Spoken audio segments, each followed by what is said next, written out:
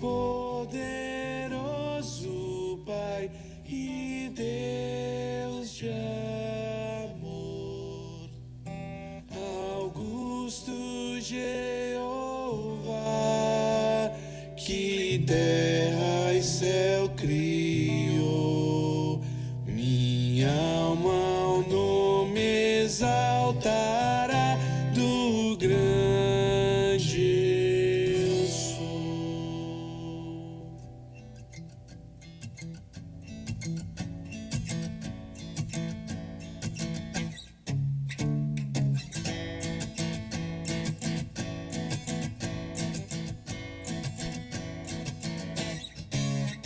Ao Deus de Abraão louvai, eis por mandado seu, minha alma deixa a terra e vai gozar no céu.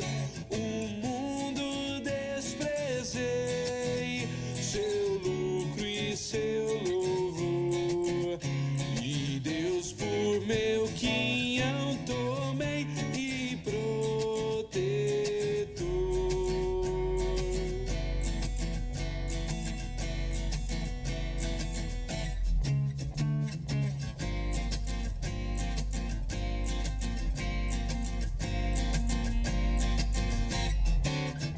Meu guia Deus será, seu infinito amor, feliz em tudo me fará, por onde eu for. Tomou-me pela mão, nas trevas deu-me a luz, e dá-me eterna salvação por meu Jesus.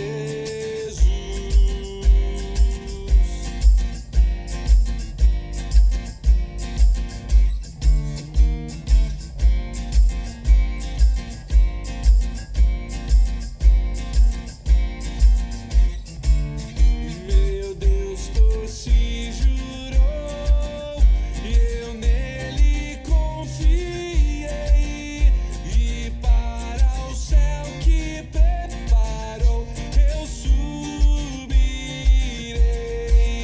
Sua face eu hei de ver, confiado em seu amor, e para sempre engrandecer meu Redentor.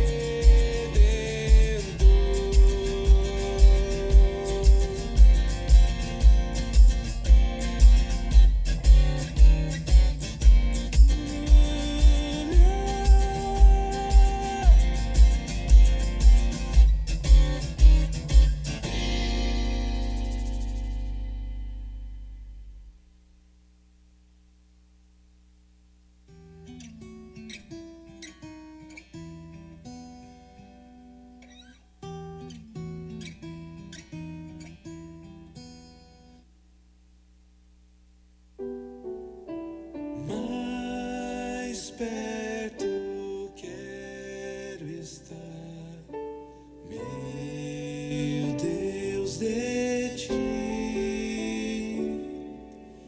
ainda que seja dor que me una a ti.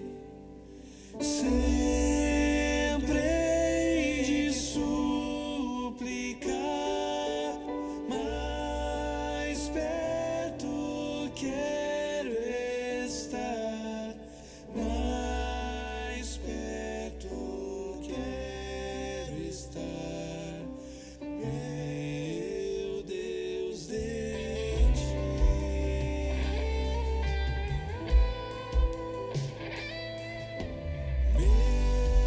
Mesmo vagando aqui na solidão, de noite a descansar.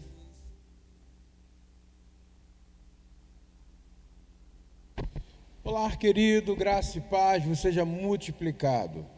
depois desses momentos de louvores tão pacíficos, queridos, que nós gostamos de cantar e ouvir, quero convidar você a pensar a respeito de algumas lições muito importantes para esse tempo. Tempo de confusões teológicas, tempos de heresias, tempo de confusões políticas, querem paralisar a igreja.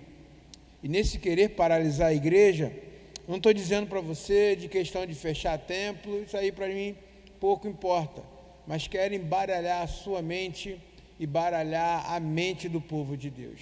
Queridos, fomos chamados para cuidar um dos outros, fomos chamados pelo Senhor, mesmo que diante das nossas lutas, mesmo que com nossas limitações, fomos chamados para ensinar uns aos outros. É desse jeito que a igreja se fortalecia, é desse jeito que a igreja testemunha o poder de Deus, a soberania de Deus e principalmente o amor de Deus. Eu sei da sua longa lista de problemas, eu sei dos meus problemas intermináveis, mas podemos facilmente achar que é melhor transferir para os outros a responsabilidade de ajudar o nosso próximo a carregar o seu carro, o seu fardo. E aí, achamos sempre que tem alguém mais qualificado do que a gente para estar num desenvolvimento. Quantos trabalhadores ficaram pelo caminho porque eles acharam que Deus não iria operar através das suas vidas? Quantos irmãos que tinham tudo, simplicidade, tinham força, animosidade, mas lhe faltou o crer em Deus, em saber que Ele opera nos vasos de barros.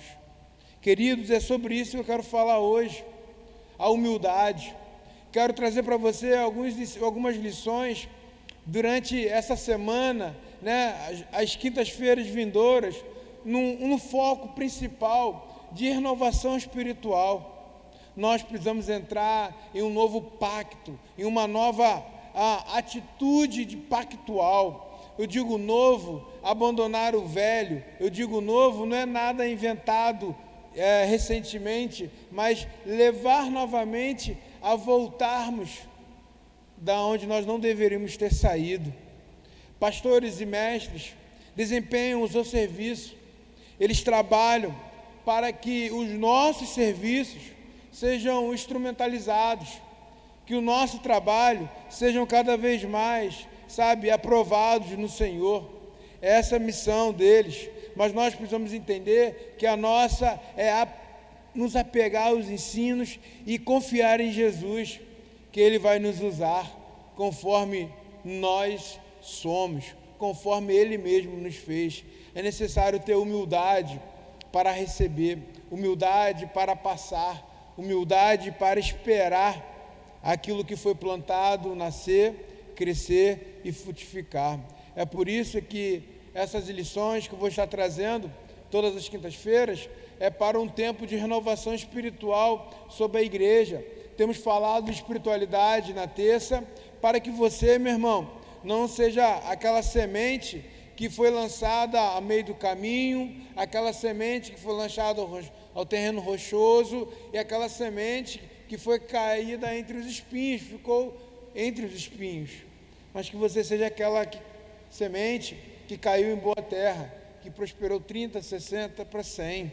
Então, o objetivo é ajudar, moldar a nossa cultura da igreja local, igreja presbiteriana, que através do aconselhamento, do cuidado mútuo, as nossas almas sejam sadias, o nosso pastoreio, nossos rebanhos sejam revitalizados. E aí, isso é uma atitude diária, e não espiritual, mas extremamente natural. E aí a lição de hoje é com toda a humildade. Essa lição nos traz a ideia de que é útil sermos humildes. É necessário que o cuidado com as almas comece com a nossa própria.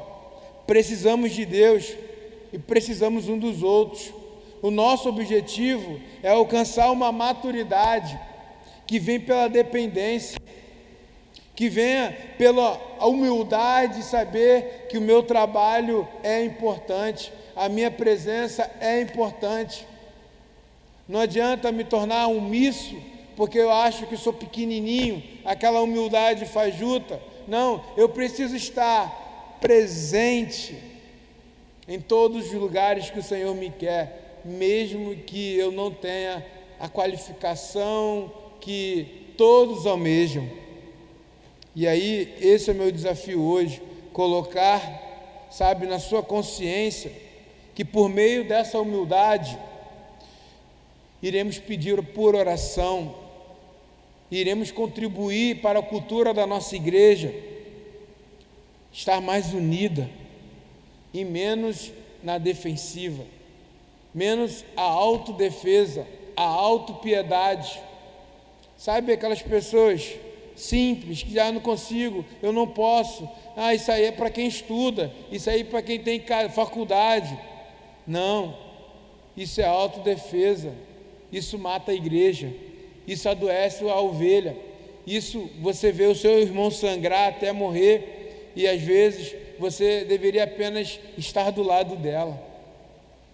E aí, como é que se pensa em um grupo, em uma igreja, no coletivo de vários grupos, onde eles estão interconectados, estão ligados, não são grupos rivais.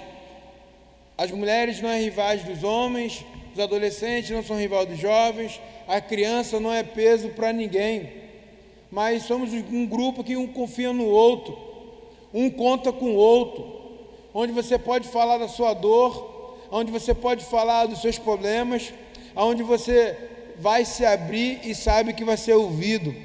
Lugar onde tem compaixão é um lugar de oração poderosa. Você pode falar de suas alegrias, que as pessoas vão se alegrar com você. Você pode pedir ajuda para lutar contra o pecado e não vai se tornar fofoca para ninguém. Você pode pedir auxílio e vai receber encorajamento. Querido, nós não podemos brincar mais contra o pecado. Nós não podemos achar que pecado é apenas um desvio e aí você continua a vida. Pecado nos faz mal, fraquezas nos levam, sabe, para longe da nossa missão. É necessário que recebemos sabedoria. Nada de aconselhamentos banais. Na verdade, o melhor aconselhamento é quando a igreja descobre que Jesus é o centro de todas as coisas.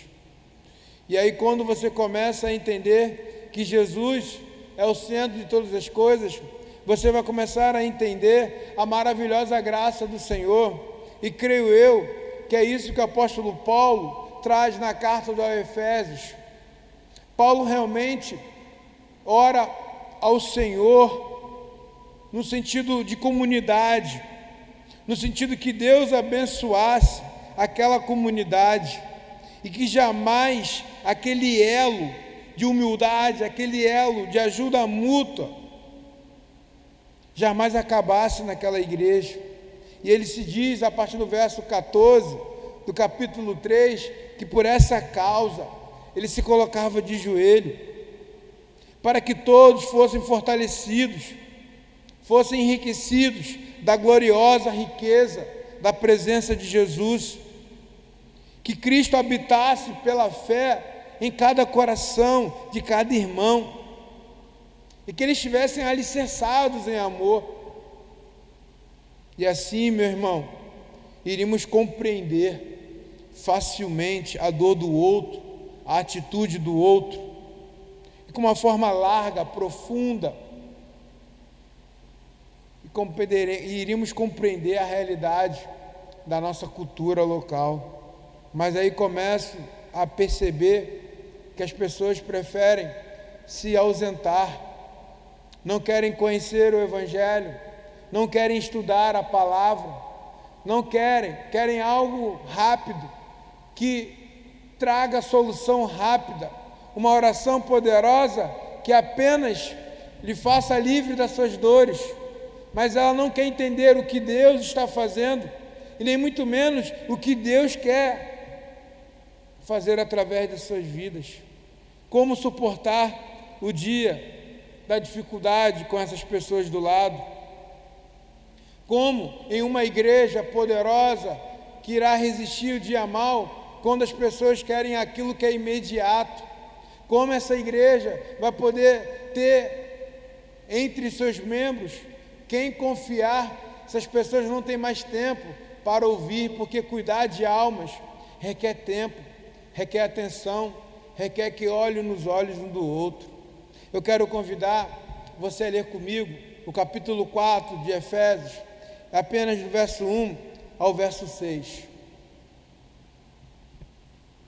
Efésios capítulo 4, do verso 1 ao verso 6. Diz assim: rogo-vos, pois eu, o prisioneiro no Senhor, que andeis de modo digno na vocação a que foste chamados, e com toda humildade e mansidão, e com toda longanimidade, suportando-vos uns aos outros em amor, esforçando-vos diligentemente por preservar a unidade do Espírito no vínculo da paz.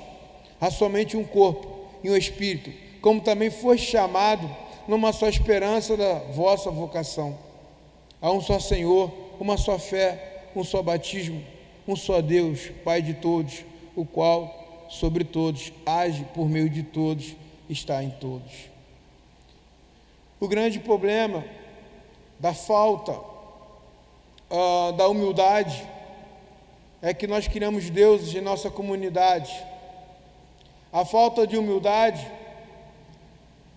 Santo Agostinho vai dizer que é o primeiro caminho para o conhecimento, o primeiro caminho para se conhecer a verdade é a humildade. O segundo caminho é a humildade.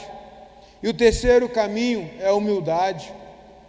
Se a humildade não precede a nossa sabedoria e auxílio, os nossos esforços nunca terão sentido. Sempre acharemos que alguém está devendo um favor para nós. Sempre vamos plantar no coração das pessoas que elas deveriam pagar aquilo que fizemos a ela. Mas a vida em Cristo sempre começará com humildade. A vida cristã, você começa dizendo: eu preciso de Jesus e também preciso dos meus irmãos. É um belo pacote, onde Deus controla todas essas coisas, onde o perdão de Deus nos traz convicção do amor do Senhor, envolvendo as nossas fraquezas e provendo o descanso no Senhor, provendo o descanso na obra de Cristo. Queridos, a graça do Senhor ainda nos basta. A graça do Senhor nos basta.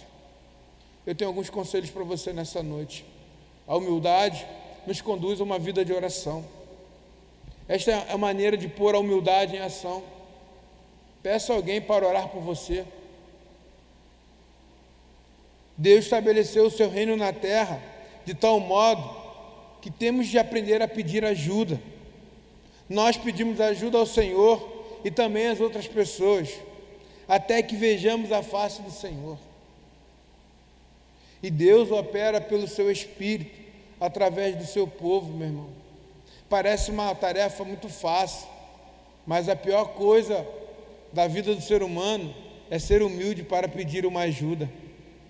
Ele morre seco, vazio de todo o sangue, mas parece que o coração orgulhoso, ele não tem coragem para pedir ajuda.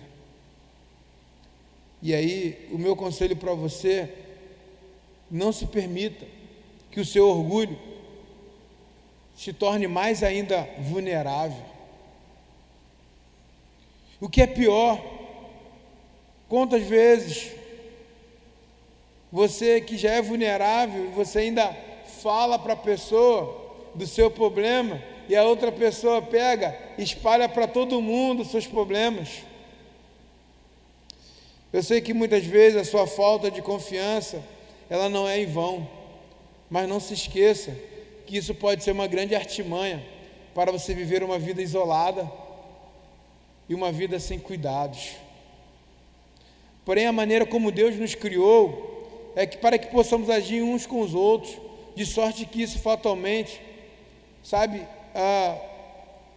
nos conduzirá uma vida em comunidade, uma vida que nos leve, a precisar um dos outros.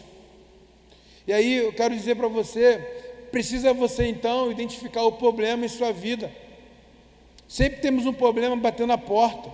Em geral, a lista dos problemas inclui dinheiro, trabalho, relacionamento, saúde, além das questões específicas ligadas ao nosso conhecimento de Jesus e a forma de viver para Ele e com Ele. Então, é necessário que você identifique hoje o problema da sua vida e ore, escolha um e comece. Peça alguém para orar com você, peça alguém para te orientar através disso. Segundo, conecte um problema específico à Escritura. Escolheu esse problema e vá lá e vê o que a Escritura fala. Qual a resposta da Escritura para aquilo? Conectar a nossa vida à Escritura, querido, é ligar as promessas de Deus a nós. É ligarmos ao que Deus quer fazer através daquele problema que eu estou vivendo, experimentando. É preciso, meu irmão, tempo. É preciso você desenvolva a sua habilidade. Mas não apenas porque você está com um problema, mas porque você está diante das Escrituras. Ela é rica.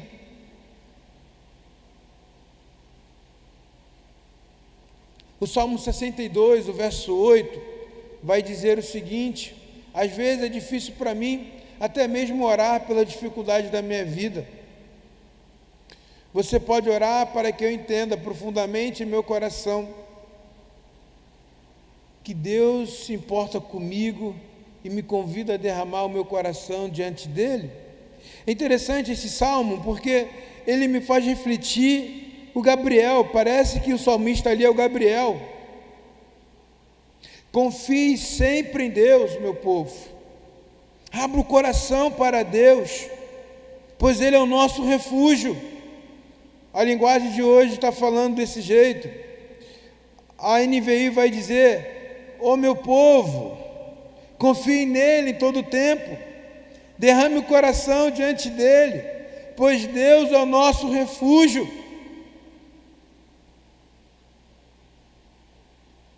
A atualizada vai dizer: confiai nele, ó povo, em todo o tempo, derramai perante ele o vosso coração, Deus é o nosso refúgio.